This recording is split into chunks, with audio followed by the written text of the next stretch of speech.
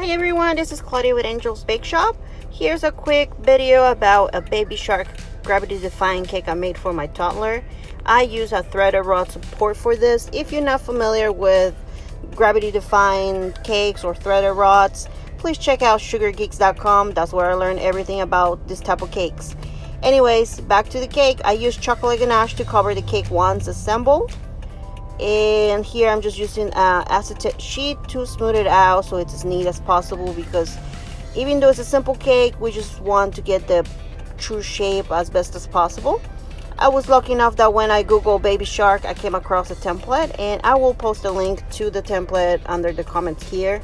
But I just like cutting out all my shapes beforehand, just so they get a little bit dry and they're easier to handle and they don't get me shaping as I'm handling them.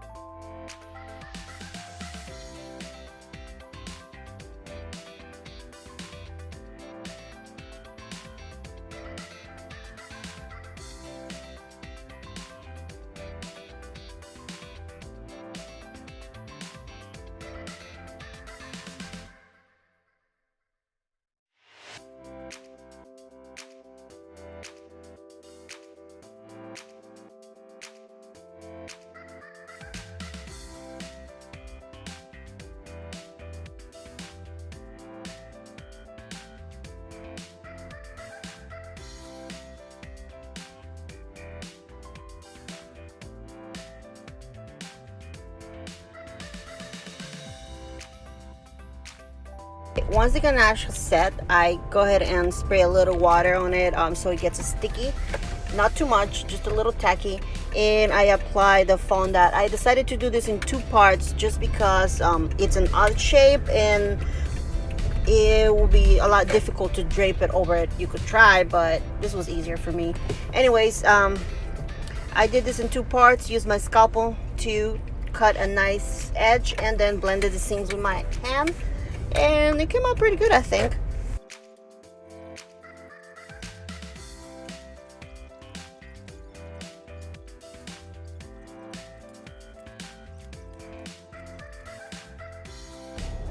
Alright, once I've kind of blended the seams, I'm gonna go ahead and assemble the cake pretty much with the cutouts I made earlier.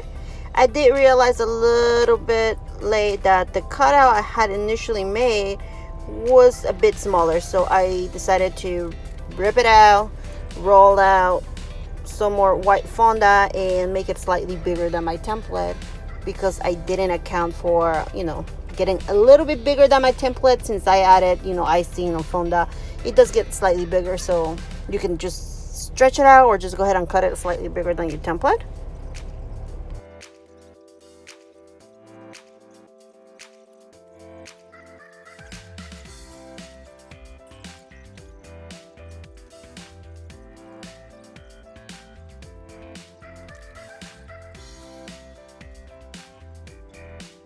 So for the nostrils, I went ahead and added more glue to the already blue fondant I had, and just rolled two little sausages and stuck them there. They were pretty sticky.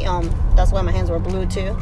Anyways, now for the top part of the cake, and this is where it gets funny. It was late at night and I completely forgot that it's supposed to be a fin, but because my template had a little pointy end, I kind of gave it just like a little horn or something. So I didn't realize that until we were cutting the cake, but it was for my daughter, so it didn't matter that much. My husband pointed it out, so it was hilarious. But if I were to remake this cake, I will make sure that it's accurately a fin and not a little horn.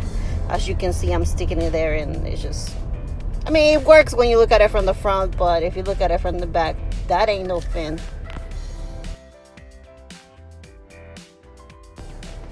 Alright, now for the actual fins, I decided to just go ahead and use my template. Rolled out a thick piece of fondant and made one edge thinner so it looks more like a fin. And I'm just sticking a couple toothpicks so it holds and supports the fins and they don't slide down. I got the sides slightly wet just so they get sticky. And along the way, you can see me, I'm always using my template so I stay as accurate as possible to the baby shark silhouette as I can. I did the same thing for the tail. I rolled out a big piece of fondant, try to match it to my template, and made it thinner at the edge. I had actually used I think a wire, and I used an extra toothpick to hold it so it won't fall out, and got it slightly wet so it's sticky.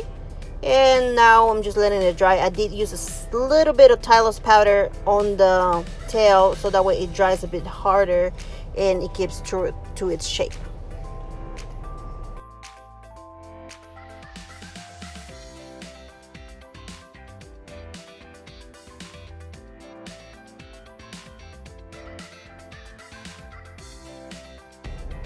Once we've assembled the tail, we are done. This was a super, I wouldn't say super easy, but it was a cute cake. It was simple enough and had like a super cute effect, and my daughter loved it, which is the most important part.